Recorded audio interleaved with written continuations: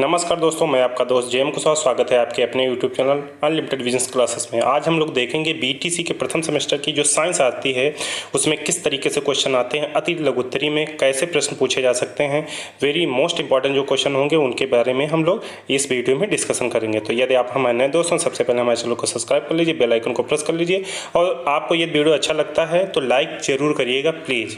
तो चलिए चलते हैं क्वेश्चन नंबर 1 पर। क्वेश्चन नंबर 1 है एंगस्ट्रॉम में कितने मीटर होते हैं। जो एक एंगस्ट्रॉम होता है उसके अंदर कितने मीटर होते हैं। तो जो एंगस्ट्रॉम होता है उसके अंदर जो मीटर की संख्या होती है वो होती है 10 की घात माइनस 10 मीटर। ठीक है, 10 की घात माइनस 10 मीटर एक एंगस्ट्रॉम में होते हैं। और एक एंगस्ट्रॉम को ऐसे भी हम लिख सकते हैं, एक के ऊपर ये इस तरीके से, इसको भी हम कहते हैं कि ये एक एंगस्ट्रॉम है जिसका मान इतना 10 की घात 10 माइनस 10 मीटर होता है। जो यहाँ पे लिखा हुआ है ये प्रिंटिंग मिस्टेक है। इसके बाद में चलते हैं नेक्स्ट क्वेश्चन पर। नेक्स्ट क्वेश्चन क्या कह रहा है?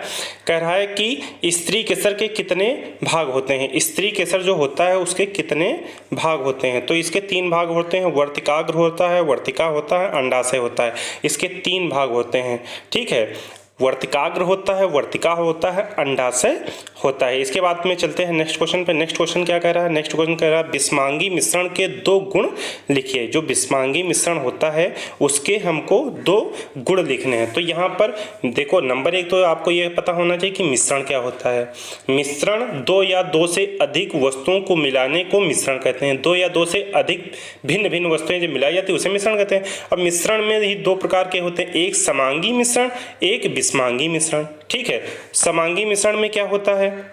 समांगी मिश्रण वो मिश्रण होते हैं जहां पर समान अंग वाले मिश्रण हो। मतलब अगर 50 ग्राम किसी चीज़ को मिलाया जाए तो दूसरे चीज़ को भी 50 ग्राम मिलाया जाए, जैसे 50 + 50, तो ये समांग अंग मतलब समांगी होगा, समांगी मिश्रण होगा।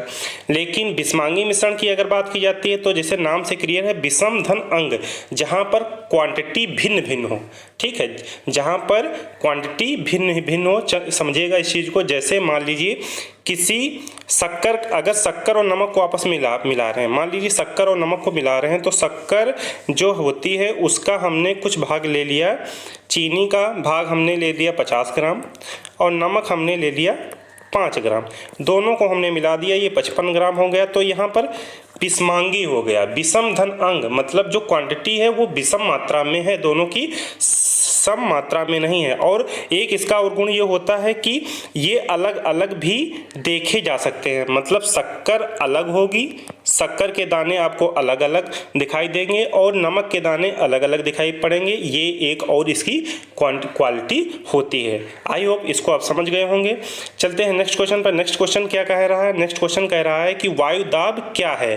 कह रहा है कि वायु दाब क्या है। तो धरातली मतलब भूमि पर या सागरी क्षेत्रफल की एक निश्चित इकाई पर, मान लो कि भूमि का हमने इतना भाग ले लिया या सागर में भी हमने इतना भाग ले लिया, और वायुमंडल मतलब वायु की परतें मान लो इसके ऊपर ऐसे एक परत का प्रेशर पड़ रहा है, दूसरे परत का प्रेशर पड़ रहा है, तीसरे परत का प्रेशर पड़ रहा है। तो जितना दबाव पड़ता है उसे ही हम वायु दाब कहते हैं। ठीक है, समझ रहे हैं?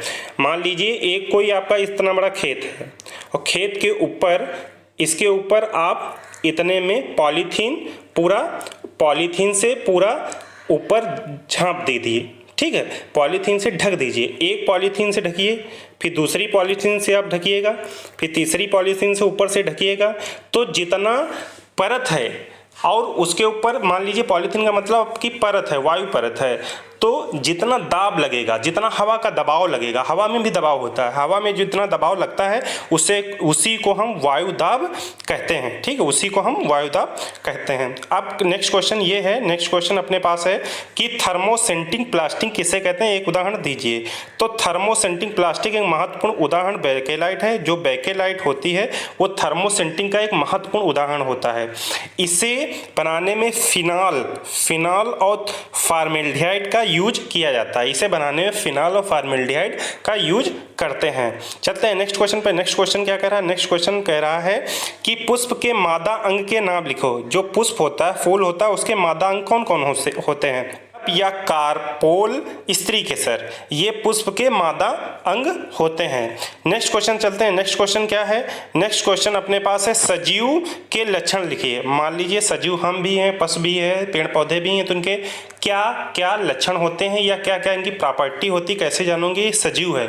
ठीक है, कैसे देख के जानोगे? कहोगे ये सजीव, जैसे लकड़ी होती है, सूखी होती है, तो वो निर्जीव है, उसके भी लक्षण होंगे तो आप देख के बता सकते हो ये निर्जीव है। और सजीव के भी कुछ लक्षण होते होंगे तो उनको हम देख के बता देते हैं कि ये सजीव है। तो अपने मन से सोचिए सजीव के क्या क्या लक्षण होते हैं। कुछ भी आप, कई सारे जो इसमें भी लिखें, ये भी एक लक्षण है, और आप भी जो सोच पाओगे, जो देख के सोच पाते हो, वो भी एक लक्षण होंगे।